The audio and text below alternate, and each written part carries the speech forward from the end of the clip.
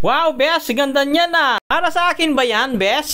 Bali, Bes, para sa mga magaganda lang itong bouquet na ito. Ikaw talaga, Bes. Lagi mo na lang akong minamaliit. So, ayan, Bes, at i-deliver na natin. Ang lugar yan, Bes? Bali, Bes, pupunta tayo ngayon sa may Asinan, Bugalyon, Pangasinan. Ayaw ba yan, Bes? So, ayan, Bes, inantay pa natin si Madam at galing sa church.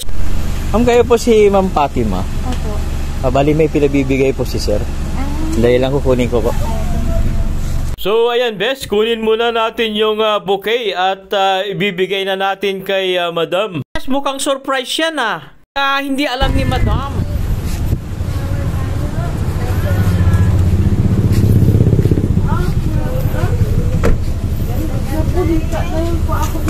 Ito po.